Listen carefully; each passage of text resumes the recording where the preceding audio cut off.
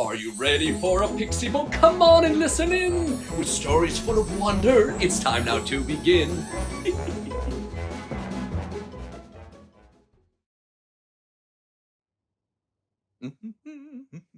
Oh, hello, children. Oh, Storybook and I have a classic tale to tell.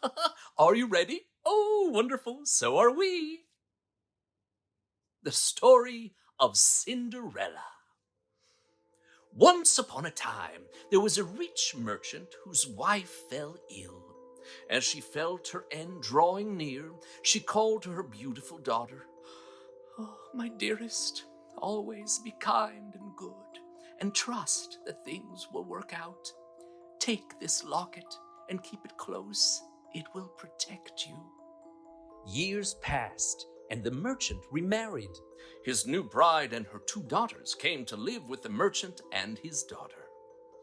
The merchant was often away on business and entrusted his daughter's care to his new wife.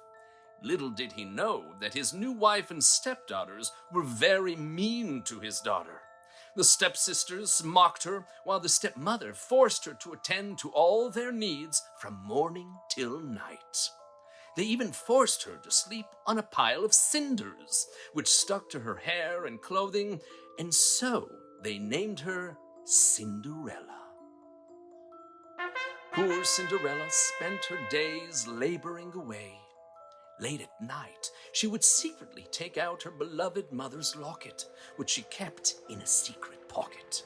She would open it and gaze lovingly at her mother's worn-out portrait and cry herself to sleep. One day, the king's messenger arrived and regally announced, "Hear ye, hear ye! The prince is ready to be wed! All maidens are summoned to a special ball at the castle, where the prince, by the midnight hour, will choose his bride." The two stepdaughters cried out with excitement, "Oh, I'm sure he'll choose me to be his bride." "You?" the other sister mocked. "Only if he's blind, he's sure to pick me." The stepmother interrupted. "He won't choose either of you if you don't go and prepare yourselves. Hurry now, there's much to be done. Cinderella, don't just stand there like a stump. Prepare their baths and bring out their new dresses. Move it!" The sisters barked out orders while their mother oversaw it all, making sure that her daughters were fit for a prince. Finally, they all stood at the doorway ready to leave when Cinderella whispered, "Can I go too, please?" "You? Go to the ball? Oh, we'd be the laughing stock of the kingdom. No, Cinderella, attend to your chores." And with that, the stepmother slammed the door. Cinderella dropped to her knees and burst out crying. Tears streamed down her dusty cheeks and down onto her ragged dress. One tear made it all the way to her mother's locket. The locket began to shake, buzzing with energy. Startled, Cinderella slowly took it out. The locket glowed brightly.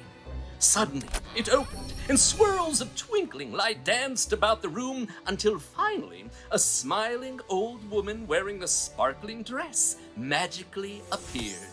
"Oh, hello, Cinderella. I am your guardian angel." Cinderella was shocked. But how? No time to explain. You have a ball to attend." And with a wave of her hands, rainbow sparkles swirled around Cinderella, transforming her appearance from head to toe. "Ooh, not bad. Take a look in the mirror." Cinderella looked and was amazed, especially by the crystal slippers she now wore. "Thank you. Oh, thank you so much." "That's what guardian angels are for.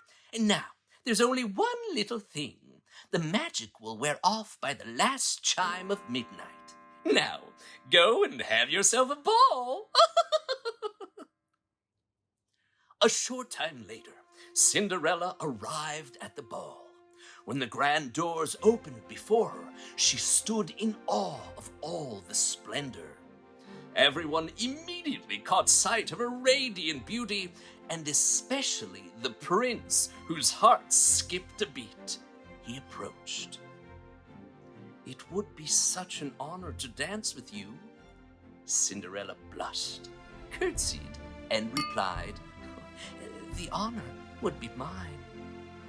The prince danced with Cinderella all through the night, deeply moved not only by her beautiful appearance, but even more so captivated by the light shining in her eyes. Finally, the music stopped, and the king stood up and called for attention. "The midnight hour is upon us." Cinderella looked at the clock, which began to chime, and gasped, "Son, have you made your choice?" "I have, father," said the prince. He then turned towards Cinderella, shocked to discover that she was gone. He saw her rushing out the door. "Stop!" he cried, and rushed after her. By the time he reached the steps of the castle, she was nowhere to be found. He then noticed something twinkling on the ground. It was her crystal slipper, which had slipped off her foot as she ran off. The next day, the prince set out with a small entourage to find his lost love. He went from door to door, having every maiden try on the crystal slipper. When he arrived at Cinderella's home, he was greeted by the stepmother and her 2 daughters. The first sister shoved her foot forcefully, even banging it into the wall, but as hard as she tried, it was too small. The other sister, realizing that the slipper was too big, tried to secretly stuff it with a silk cloth, but was caught in the act. The prince let out a sigh and walked out the door. However, one of the prince's aides caught sight of a woman clearing cinders out of the fireplace. "You there? It was proclaimed that every maiden is to try on the slipper. Come on!" Cinderella stepped forward shyly and slipped her foot gracefully into the slipper, which fit perfectly. Everyone gasped. The aide called out to the prince, "My lord, we found her!"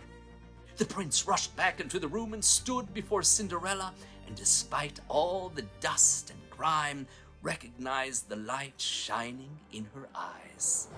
To the great shock of the stepmother and sisters, the prince kneeled before Cinderella and asked for her hand in marriage. Cinderella felt the locket softly shake in her pocket. She smiled and said, "Yes," and they lived happily ever after. The end. Don't you just love a good love story? Okay then, see you next time. Bye-bye. If you would like to be a part of the PixieBook family, just subscribe to our channel.